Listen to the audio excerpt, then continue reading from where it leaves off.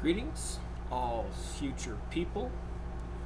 This video is an overview of my early inspirations. The first things that got me to the point where I said, hey, I think I want to be a writer. So I'm going to go relatively in order in how these things influenced me, starting with these. Oh, that's right. I need to hit the right button. This button. Hey, that worked. All right. The Chronicles of Narnia books. This would technically be my first big inspiration into storytelling, and it's my mom that I have to thank for introducing these books to all of us. She read these books to us kind of like bedtime stories because she read them often before we went to bed. This is back when I was 6, 7, 8, 9, 10 years old. And I'm the oldest, so all my other brothers, my sister, we all would enjoy these. Really good times. Definitely enjoyed these books. And I don't want to go in any more depth about these books because in the future, I have a lot. I want to do a whole video. I want to do a whole video on that topic. So I'm going to move on to the next big influence, Star Wars. And this is thanks to my dad. He was a big fan of Star Wars and he introduced it to us early on, and I should have got them. We have the Star Wars laser discs, which is how we were introduced, how we watched them first. Dad did have VHS. We actually got the special edition on VHS first. Of course, for us, because that was, 90s, right when it came out, special edition, and then we didn't see DVDs until the prequels came out. Anyways, I'm reminiscing, and I probably should do a whole video on my thoughts on Star Wars, but Star Wars was a huge influence. As kids, we watched it when we were young, and definitely enjoyed it. I've got a bug buzzing around. And, I think I will. I'll do a separate video on that. Next influence that I want to bring up is Star Trek. And I have the Wrath of Khan poster here because this is the movie that I remember when I was young. I don't know if we watched the other ones. We probably did. We probably did watch the motion picture occasionally. And Search for Spock and The Voyage Home. Those are the four. I think the reason why is because those are the only ones Dad owned back then. Of course, now that I think about it, as a kid, I remember recognizing the numbers and not realizing they hadn't made any more movies early on. So,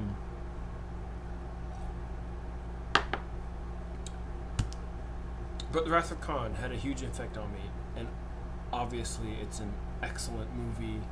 Those of you Star Trek nerds who have seen it and heard about it, once again, I could probably do an entire video specifically on Star Trek. And this video is more or less just a summary of the good stories, both in film and in book, that have influenced me and created in my mind a desire to create my own stories that inspired me specifically in that direction. And the next influence that I would bring up, actually, this is where I'll transition over to the people that had the biggest effect on my writing life. So this is Jeremy Raab. He was my first best friend. Fellow homeschooler back in early 2000s when we lived in Delaware. He lived in the town of Harrington to the south, marked there on the little simple map with the red star. And they had a really nice farm, house out in the farms. Back then, had a pet pig, dogs, cats, all that good stuff. But he introduced me to these guys. He opened my mind to the world of Tolkien, and yet again, I want to do a whole video on my thoughts thoughts on Tolkien and how this influenced me, but just as an overview, definitely fell in love with these books. And I had the distinct privilege of getting to, finish reading through, and literally, it felt like it was the month or a couple months from finishing reading the books, and I'm thinking in my mind, man, this would make an amazing movie. And lo and behold, Peter Jackson announces his Lord of the Rings trilogy. We all know how that went extremely well, so I'm a huge fan of both the books and the movies. Next, I'd like to introduce, and this is about the same time that he shows up. It's Jeremy's dad, Mr. Raab. He had a penchant for storytelling on a much smaller scale, so to speak, and a bit simpler, because he was doing it for Vacation Bible School. But the guy was still genius at it. He was really good at it.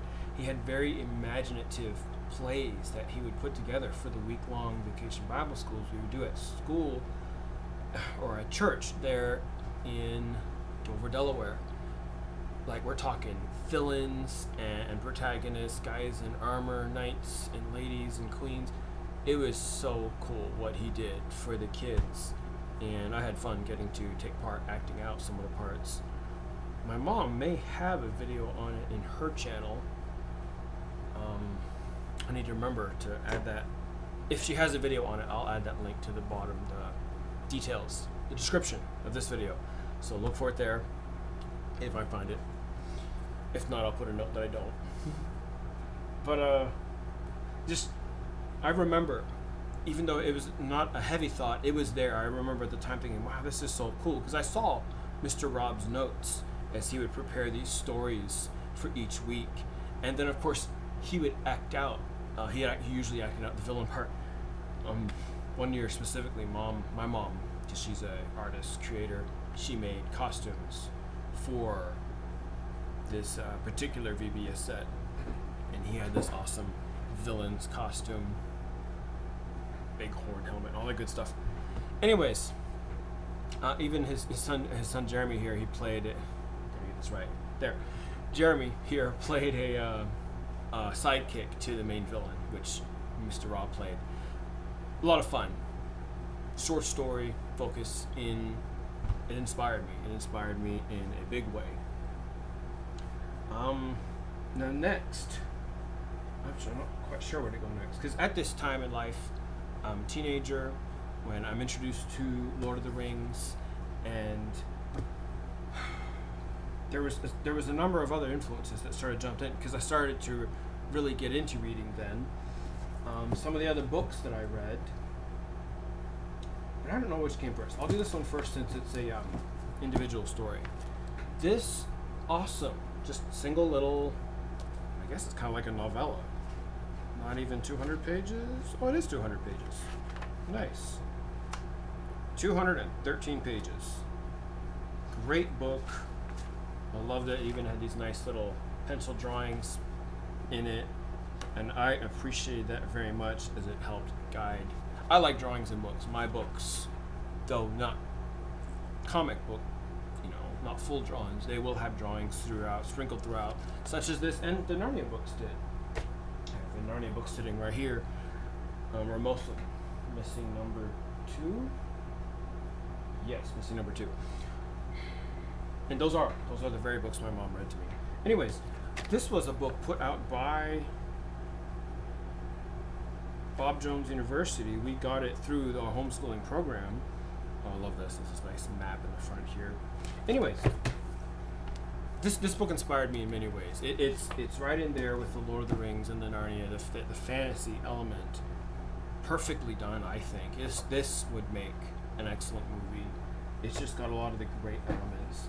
I've reread that book a couple of times. That's how good it is. It's very enjoyable. I've reread Lord of the Rings, I think 5 times through. I'm not sure, but definitely a number of times through. I have the Harry Potter series over there, though those technically came much later. I didn't get into those till I was in my 20s. And I do want to do another separate video on those, because again, another amazing topic, just an influence, because those are awesome, an awesome read. But I do want to jump to I do want to jump to this specific influence that I got to have directly in my life. This is Rosie Dao. She is a writer, and I have 3 of her books here. My favorite of hers, because she's got like 20 other books. But this one specifically is a historical fiction book. It's an amazing combination. It's a great way to get the truth about the Trent Tyson. I'm sorry, that's the fictional character. The monkeys. There it is. John Scope's Monkey Trial. The one, the high school teacher teaching evolution for the first time, public school. Clarence Darrow and William Jennings Bryan faced off, the 2 lawyers in the classroom, but it's just in the courtroom. Love this book. I've reread it several times because not only do I love history, so I love the historical side of it, but also the fictional side of it with the sheriff in here, his murder mystery. It's brilliantly done. And then, in similar fashion, though these are set in modern times, these fiction stories here, just excellent. I've reread these so many times, and these are author signed copies, which, you know, nerds like me love this stuff. But yeah, I love these books. They're a whole lot of fun. And what really made these books and the author, Rosie Dao, special is that she, for 2 years, she was my literature and English teacher in high school. I mean, you don't get that opportunity very often. I don't even know. It's possibly happened a few times to authors out there, but one of my favorite authors growing up got to teach me literature. And literally, she had a specific set of assignments that she did at least one of the years that very much inspired my writing directly. What it was is she had us do short stories, essays that we could turn in for homework. And I remember as a high schooler thinking this is fun, this is awesome. I'm gonna love this. This is gonna be easy, because I already had the beginnings of this inspiring ideas for this story that I was creating. And my notebook's over here. Once again, I'd like to do a separate video where I go into my writing notebook, which I started in 2002, according to the notes on the first page. But the story that will eventually become, hey, don't you be hitting buttons, cat. That will eventually, he likes to lay on my keyboard, as so many cats do. The story that I was writing in high school, in short essay form, would become the first 2 chapters of my first book, Daniel Escapes. And I just love that connection, and I love thinking back about how I would turn in the assignments and Mrs. Dao would grade them, and she was like, "This is really good. You're a good writer." And it was very consistent. You know, she'd go through it and give nice detailed, you know, marks. She'd point out all the grammar, all the problems, but she recognized there was good writing there, and I just love that. So yes, definitely highly recommend her books. Just to point them out a bit more specific, this one is about a retired CIA officer and a girl who's the details are, I need to read it again. It's just awesome. The details become fuzzy. But I remember the girl had some connection with the guy. I don't remember that specific detail. There was some connection because of his CIA work, and they just go on this awesome adventure journey. It's a lot of fun. It's thrilling. Like, it's, you want to get through it, the edge of your seat kind of thing, but it's fun. Similar here, this one has more of the murder mystery side to it, with the doctor trying to figure out, I think he's getting framed, or is he trying to figure stuff out and trying to keep alive while doing it. Both of them have a male and female protagonist that work together, and it's fun to read the story where they start out separate and then eventually they join together at the latter third of the books.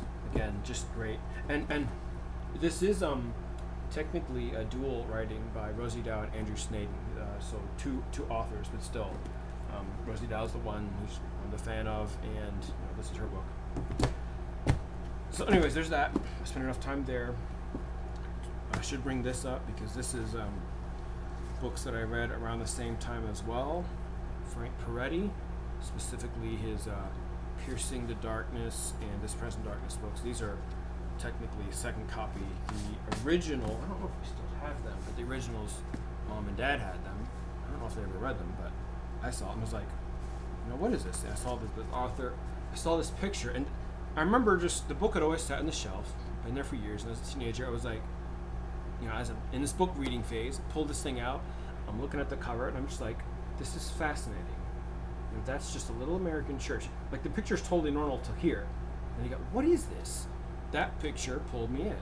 Even though it's not necessarily the greatest cover on earth, it's still intriguing. And to me, it was enough. I was like, I gotta read this. I gotta find out what's going on. And it turned out to be one of my favorite books. This being a part 2, or a sequel. So this is an excellent series, and this one is very specific in its Christian fiction.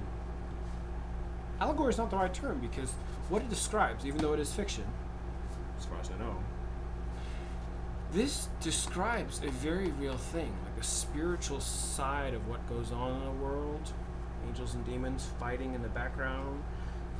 That's what makes these books so much fun, is you're not only following human characters and how they're dealing with real life, but you get to look. These books do an amazing job. Frank Peretti does an amazing job of giving you that glimpse into the spiritual background of what's happening. Now, a little later on in life, I think, I'm not sure if I was in college just after, but later on I would get introduced to Ted Dekker. My brother James is a bit more of a voracious reader than I am, so he found him first. And this is the beginning of the series. This is the only one that I own. James had the other ones. But yeah, this was very good. This was thought-provoking in some ways, because it's not entirely. It's set in a modern time, and the characters interact in a modern setting most of the time, but not all the time. There's a sort of a fantasy element to this, a spiritual fantasy element. So it's kind of almost like a Narnia version, because they go to another world and interact with it. There's some parallels there, and again, Christian fiction, and I thoroughly enjoyed it. So just one other book series that I want to kind of personally talk about here in this video, which, how are we doing on time? I'm still learning how my stuff here works. Let's see, is there a timer here? I don't see the timer. Oh well. Hopefully it's not going too long. This book here. And I'm forgetting to put up my picture. No, actually, I'm not forgetting. It's right there. Okay, we're doing good. Christopher Paolini. He wrote this when he was 15. And the only reason I discovered about this was, I think it was my last year of high school, or one of my last few years, saw an article in a homeschool magazine about this 15-year-old homeschool writer writes this book and it becomes a big seller. I'm like, okay, that really interests me. I'm a homeschooler. I'm interested in writing. Found his book, got myself a copy, ate it up. Excellent book. Oh my soul. I've reread this numerous times. Have a map in here that I've put my own marks in it.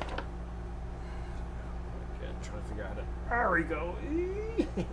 And in the future, I'm sure some of you nerds are going to care about the marks I made in that map. And again, I'll probably do. No, I have to do an in-depth video series on these books here. I've got the whole set, all 4 books. The Inheritance series, just absolutely awesome books. Once again, made notes of myself. Notes of where they travel. I love maps, and since these are my books, I marked up the maps on the journey, the specific journey that Aragorn and the characters took. But love those books. I'm planning to do, of course I have to change all the names and everything, but I'm planning to do a number of chapters in my second, or is it third? I think it's my third book that are going to be kind of a fan fiction based off of that, connecting my world to an alternate universe version of the Inheritance series.